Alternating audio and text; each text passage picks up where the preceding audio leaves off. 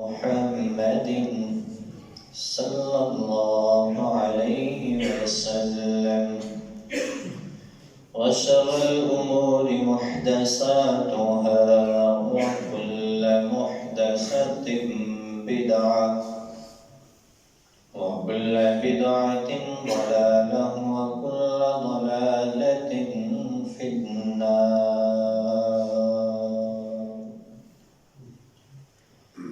رب اشرح لي صدري ويسر لي أمري واحلل عقدة من لساني يفقهوا قولي. ربي زدني علما اللهم ربي زدني علما.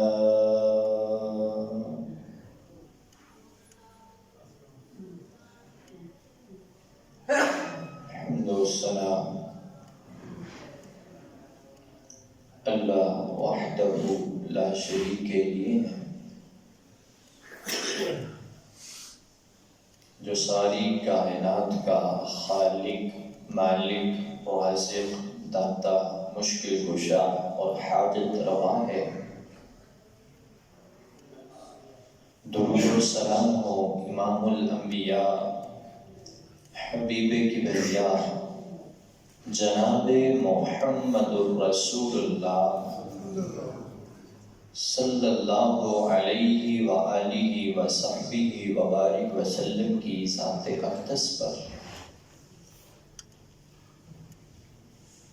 حضرات زیوخار، نبی مکرم صلی اللہ علیہ وآلہ وسلم کی حیات طیبہ اور ان کی تربیت،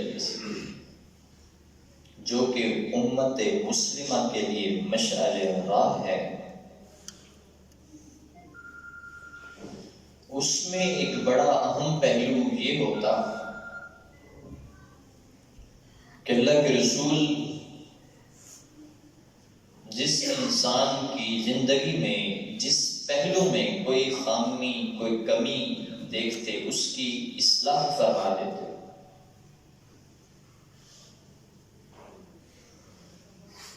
جہاں پر عبادات کے لحاظ سے کوئی شخص پورا اترتا لیکن اخلاقیات کے لحاظ سے، معاملات کے لحاظ سے اس میں کوئی کمی ہوتی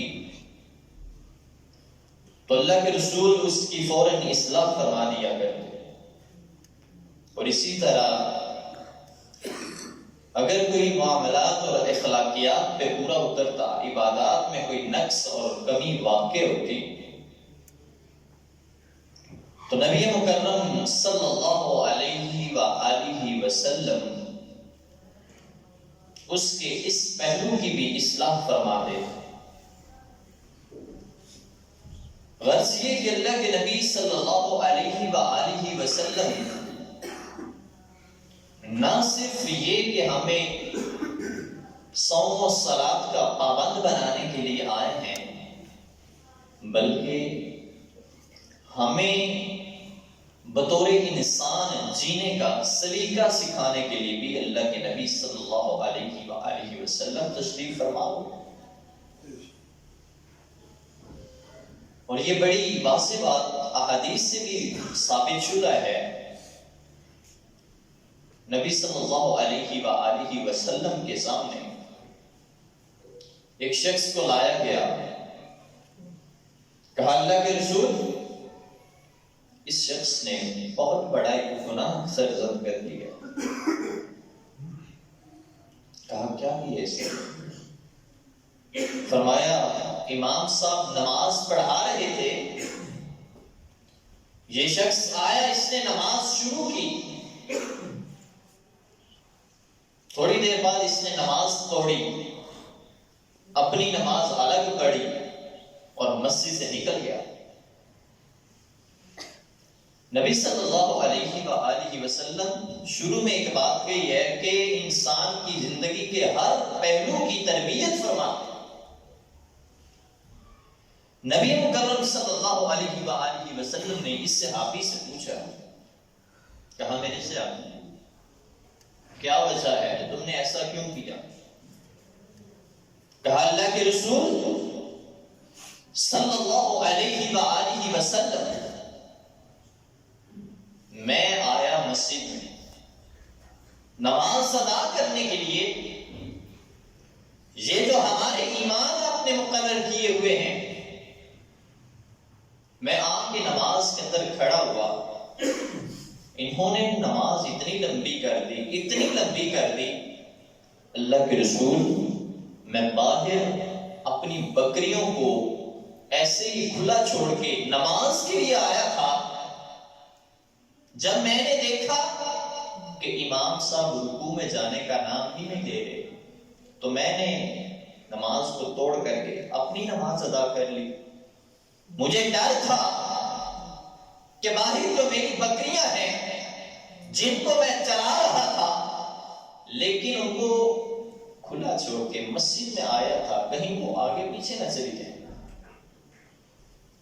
اللہ کے رسول پھر بھی اگر یہ میری غلطی ہے تو آپ جو ارشاد فرمائیں میں ویسے سر تسلیم خم کرنے کے لیے تیار ہوں۔ نبی صلی اللہ علیہ وآلہ وسلم نے جب یہ بات سنی نا تو اس امام کو سمجھایا، فرمایا نماز کو ایک حد سے زیادہ لمبا نہیں کرنا، کیونکہ تمہاری نماز کے اندر بچے بھی ہوتے ہیں، بوڑھے بھی ہوتے ہیں، لوگوں کی کچھ مشکلات اور مصیبتیں بھی ہوتی ہیں، کوئی مجبوریاں بھی ہوتی ہیں، لہذا بات کرنے کا مقصد یہ ہے کہ اللہ کے رسول صلی اللہ علیہ وآلہ وسلم نے نماز کے حوالے سے بھی کسی کا حق اگر استحسان ہوتے ہوئے دیکھا تو اللہ کے نبی صلی اللہ علیہ وآلہ وسلم نے فوراً اس کی اصلاح فرمائی۔ بلکہ حدیث کے اندر تو الفاظ ہیں کہ اللہ کے نبی صلی اللہ علیہ وآلہ وسلم نے چند صورتیں فرمایا، سورۃ الاعلیٰ، سورۃ الغاشیہ، کہ آپ کو نماز میں یہ صورتیں پڑھنے کے لیے نہیں ملی، تو پتہ چلتا ہے کہ نماز کو یہاں پہ بڑا اہم مسئلہ بھی سمجھنے والا ہے کہ نماز کو، فرض نماز جو ہے اس کو ایک حد سے زیادہ لمبا کرنا یہ بھی لوگوں کے حق کو استحصال کرنے والی بات ہے۔ اللہ کے نبی صلی اللہ علیہ وآلہ وسلم نے اس سے منع فرمایا ہے۔ تو بہرحال یہ اللہ کے رسول صلی اللہ علیہ وآلہ وسلم کا معمول اور دستور تھا کہ آپ لوگوں کی ہر اس پہلو کی اصلاح فرماتے جہاں پہ کمی دیکھتے، جہاں پہ نقص دیکھتے۔ اور آج کا خطبہ جمعہ المبارک ایک حدیث سلسلہ الصحیحہ اور دیگر احادیث کی کتابوں کے اندر یہ حدیث موجود ہے، صرف اسی کو تھوڑا سا آپ کے سامنے بیان کر کے تو بات کو ختم کروں گا۔ اللہ کے رسول صلی اللہ علیہ وآلہ وسلم کے پیارے صحابی جناب عبداللہ ابن عمر رضی اللہ تعالی عنہ فرماتے ہیں کہ میں اللہ کے رسول صلی اللہ علیہ وسلم کے پاس تھا، ایک آنے والا آیا، کہا اللہ کے رسول صلی اللہ علیہ وسلم سب سے بہترین عمل کون سا ہے، سب سے اچھا عمل کون سا ہے، اللہ کی بارگاہ میں محبوب ترین اعمال کون سے ہیں؟ اور اسی طرح اس نے ایک اور سوال اسی کے ساتھ کیا، کہا اللہ کے ہاں محبوب ترین لوگ کون سے ہیں؟ نبی صلی اللہ علیہ وآلہ وسلم نے یہ سوال سنا، فرمایا لوگ احب الناس الی اللہ تعالی، لوگوں میں اللہ کا پسندیدہ بندہ وہ ہے سرور تدخلہ علی مسلم۔ حدیث سنیے گا اور اس کی گہرائیوں میں جائیے گا۔ فرمایا سرور تدخلہ علی مسلم، لوگوں میں سب سے بہترین بندہ کون سا ہے؟ جس کے روزے کیا ہی بات نہیں، جس کی نماز بڑی حسین ہے نہیں، جو 40 دن گھر سے نکلتا ہے تبلیغ کا نام لے کر کے چلے لگاتا ہے، لگے سوریے عمل نہیں۔ سرور تدخلہ علی مسلم، لوگوں تمہارے یہ سارے اعمال، ان کا وزن، ان کی وسعت اللہ کے ہاں الگ ہے، لیکن جو عمل اس حدیث میں بتانے والا ہوں حضرات، ہم اس عمل کو شاید کچھ نہ سمجھتے ہوں، لیکن نبی مکرم صلی اللہ علیہ وآلہ وسلم نے فرمایا یہ عمل اللہ رب العزت کو پسندیدہ اعمال میں سے ایک عمل ہے، اور وہ عمل یہ ہے کہ کسی انسان کے چہرے پر، کسی مسلمان کے چہرے پر خوشی لے کے آنا۔ سرور تدخلہ علی مسلم، مسلمان کا چہرہ منور کرنا، خوش کرنا، خوشی کا تاثرات اس کے چہرے پہ اتارنے کے لیے تمہیں کچھ اقدامات کرنے پڑے، تم اسے ہنسانے کے لیے، تم اسے خوش کرنے کے لیے یہ عمل کرو۔ اللہ رب العزت کو تمہارا یہ عمل بڑا پسند ہے۔ میں پھر کہہ رہا ہوں کہ اللہ کے رسول ہماری نمازوں کی بھی اصلاح کرتے رہے، ہمارے روزوں کی بھی اصلاح کرتے رہے، لیکن صرف عبادات کے پہلو کو نہیں، بلکہ اللہ کے نبی صلی اللہ علیہ وسلم نے دیگر حالات زندگی اور معاملات زندگی کی بھی اصلاح فرمائی ہے۔ فرمایا میرے صحابی، جو انسان لوگوں کے چہروں پہ خوشیاں بکھیرتا ہے، لوگوں کے چہروں پہ مسکراہٹیں لاتا ہے، یہ انسان اللہ کے ہاں بڑا پسندیدہ ہے۔ ایک لمحے کے لیے ذرا جائزہ لیجئے گا، میں نے اور آپ نے اپنی زندگی میں کتنے لوگوں کا جینا حرام کر کے رکھا؟ کتنے لوگ ہیں جو ہم سے پریشان ہیں، جو ہم سے دکھی ہیں؟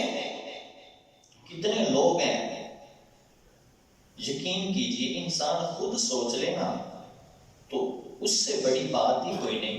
کبھی اپنے آپ کے لیے سوچئے گا کہ میں آج اگر دنیا سے چلا جاؤں، آج اگر اللہ رب العزت میری سانسوں کی ڈوری کو کھینچ لے، کتنے لوگ ہیں جو میرے جانے کے بعد غمگین ہوں گے، اور کتنے لوگ ہیں جو میرے جانے کے بعد خوش ہوں گے؟ چلو چنگا مغرور نہ تھا۔ اور جب پتہ چل جائے کہ یہ لوگ میرے دنیا سے جانے کے بعد خوش ہوں گے، اتنے مجھ سے تنگ بنے ہیں، پھر ان پہ محنت کریں، ان کو خوش کریں، ان کے چہروں پہ خوشی کے تاثرات لائیں۔ کچھ پابندیاں ہیں، ہم نے اپنی طرف سے جتنا زیادہ بندہ موحد ہوگا، نمازوں کا پابند ہوگا، وہ اپنے گھر میں اتنا ہی زیادہ سخت ہوگا، گھر کے معاملے میں وہ اتنی ہی زیادہ پابندیاں لگانے والا ہوگا۔ وہ گھر میں جائے گا، خواہ گھر میں 22ویں گریڈ کا افسر بن کے گھومے گا؟ نہیں میرے بھائیو، یہ اللہ کے نبی صلی اللہ علیہ وآلہ وسلم کا طریقہ نہیں ہے۔ نبی صلی اللہ علیہ وآلہ وسلم کے گھر کے آپ حالات پڑھیں تو معلوم ہوتا ہے کس قدر فرینڈلی ماحول اللہ کے نبی صلی اللہ علیہ وسلم نے اپنے گھر میں رکھا تھا۔ ہم کو ہفتہ 5 نمازیں پڑھ لینا تو گھر والوں کا جینا حرام، آپ نے یہ ایسے کرنا ہے، یہ ایسے نہیں کرنا ہے، اور ٹھیک ہے آپ تربیت کرتے ہیں، اصلاح کرتے ہیں، لیکن اس کا بھی کوئی انداز ہوتا ہے، اس کا بھی کوئی طریقہ اور سلیقہ ہوتا ہے سمجھانے کا۔ اور بالخصوص ہمارے جو بڑے ہیں، اللہ تعالیٰ ان کی بھی اصلاح فرمائے، ان کے اندر بھی یہ نقص پایا جاتا ہے۔ پتہ چل جائے جی کہ کوئی گھر سے باہر گیا ہے، کسی کام گیا ہے، یا چلیں کوئی گھر کی بیٹی بہن اپنے کسی محرم کے ساتھ کہیں گھومنے کے لیے باہر پڑتا اور مہذب ماحول کے اندر نکلی ہے، یقین کیجئے اس کے ماتھے کے اندر ایسی ایسی تیوڑیاں آتی ہیں کہ آپ حیران ہو جائیں۔ اللہ کے نبی صلی اللہ علیہ وسلم کی سیرت آپ سنتے رہتے ہیں، ہم سناتے رہتے ہیں کہ اللہ کے رسول اپنی بیویوں کے ساتھ دوڑا کرتے تھے، ریس لگایا کرتے تھے۔ اللہ کے نبی صلی اللہ علیہ وآلہ وسلم صحابہ اکرام جنگی مشقیں کر رہے ہوتے۔ صحیح بخاری کے اندر حدیث ہے، اللہ کے نبی صلی اللہ علیہ وآلہ وسلم کے بارے میں سیدہ عائشہ فرماتی ہیں کہ صحابہ اکرام مسجد نبوی کے صحن میں جنگی مشقیں کر رہے تھے اور میں اللہ کے نبی صلی اللہ علیہ وسلم کے کندھے مبارک پہ اپنی ٹھوڑی رکھ کر کے پیچھے بیٹھ کر کے تو وہ سارا منظر دیکھ رہی تھی۔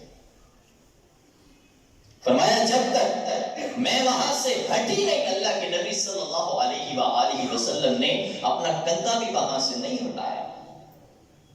یہ اللہ کے نبی صلی اللہ علیہ وسلم کی اخلاقیات ہیں۔ لازمی ہے کہ آپ موحد ہیں تو ہر ٹائم آپ کے ماتھے پہ 12 بجے رہے نہیں میرے بھائیو، اپنے اخلاق بھی ٹھیک کریں، اپنے رویے بھی ٹھیک کریں، اپنی زبان کو بھی ٹھیک کریں۔ یہ منہ کے اندر جو تلوار ہے، دنیا کی تلواریں ان کے زخم بھر سکتے ہیں، لیکن یہ ہمارے منہ کے اندر جو ایک تلوار اللہ رب العزت نے فٹ کی ہے، یہ ایسی تلوار ہے کہ ایک دفعہ کسی کے اوپر چل جائے، اس تلوار کے زخم کی وجہ سے لوگ ڈپریشن کا شکار ہو کے جانے دے رہے ہیں۔ ہماری زبان کے شر سے لوگ پریشان ہو کر کے مرتے نظر آتے ہیں، ہماری زبان کے شر سے لوگ ہارٹ اٹیک کے مریض بن جاتے ہیں۔ اور میرے بھائیو، سرور تدخلہ علی مسلم، آسمان کے رب کا پسندیدہ عمل یہ ہے کہ لوگوں کے چہروں پہ مسکراہٹیں رکھے۔ ضروری نہیں ہے کہ آپ لوگوں کو لاکھوں کے تحفے دو، کروڑوں کی چیزیں دو پھر ہی خوش کرو گی، اور لوگوں کو 500 1000 2000 کی چیز دے کر کے ان کے چہرے پہ جو مسکراہٹ کے تاثرات آپ لا سکتے ہیں، یقین کیجئے آپ لاکھوں کی چیزیں امیر و غریبوں کو دے کر کے بھی وہ خوشی کے انداز نہیں اپنا سکتے جو ایک ضرورت مند کی بغیر سوال کیے، بغیر ہاتھ پھیلائے آپ اس کی 500 1000 کی ضرورت پوری کر کے اس کو خوش کر سکتے ہیں۔ اور میرے بھائیو، ان چیزوں کی بھی ہمیں ضرورت ہے، یہ چیزیں بھی ہمارے معاشرے کا حصہ ہیں۔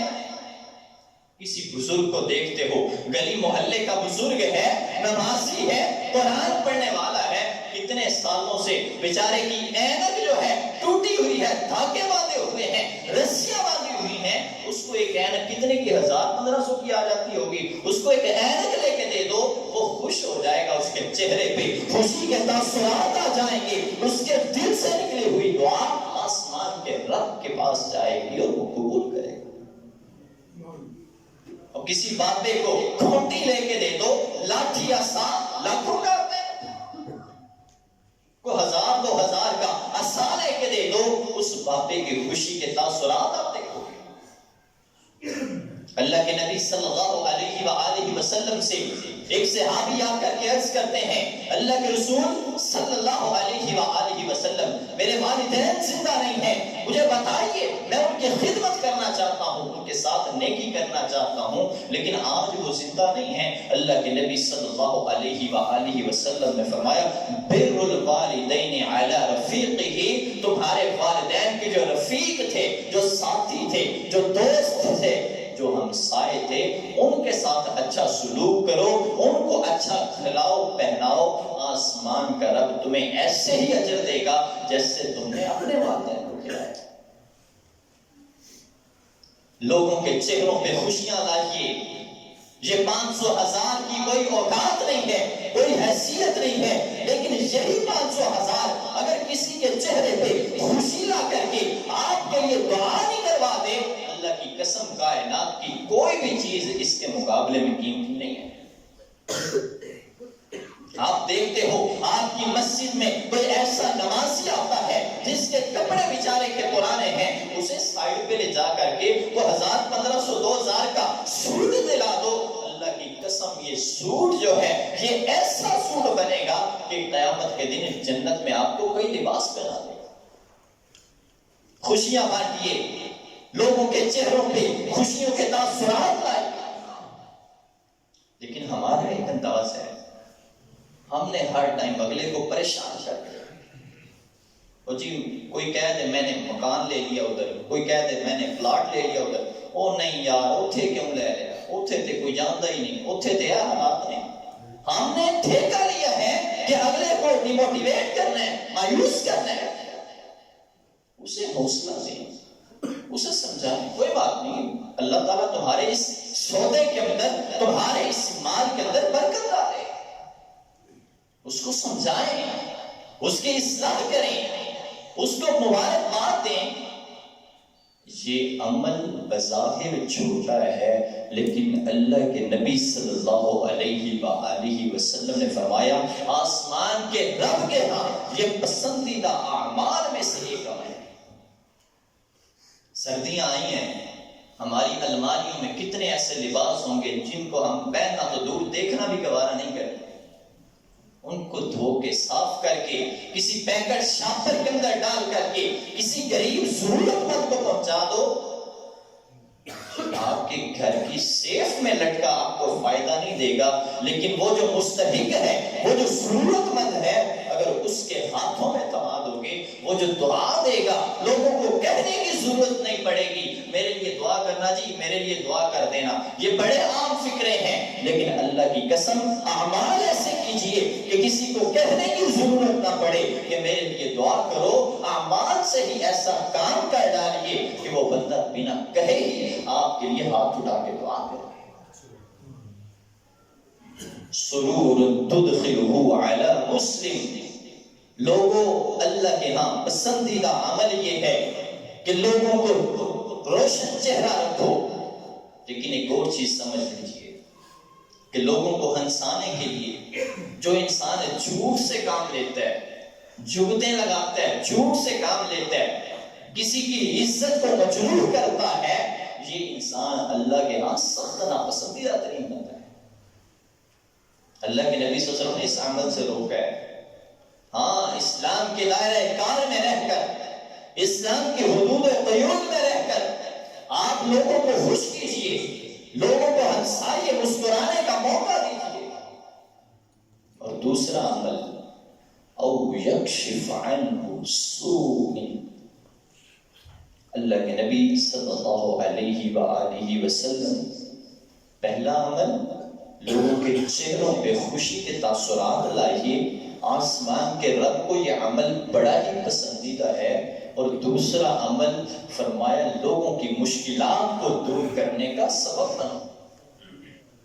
لوگوں کی آزمائشیں آئی ہیں، ان کا دست بازو بنو، لیکن ہمارا ایک المیہ پتہ کیا ہے، کسی پہ بیچارے پہ مجبوری پڑی ہو نا تو اس کا لاکھ کی چیز ہم 50,000 دے کے لے لیتے ہیں، ہمیں پتہ ہے وہ دی مجبوری انہیں دینے ہی دینا، ہم مجبوریوں سے فائدہ اٹھانے والے، لیکن اللہ کے رسول فرماتے ہیں ان لوگوں اس کی مشکل میں، اس کی مصیبت میں اس کے دست و بازو بنو، اس کی آزمائش کو، اس کی مصیبت کو دور کرنے کے لیے کام کرو۔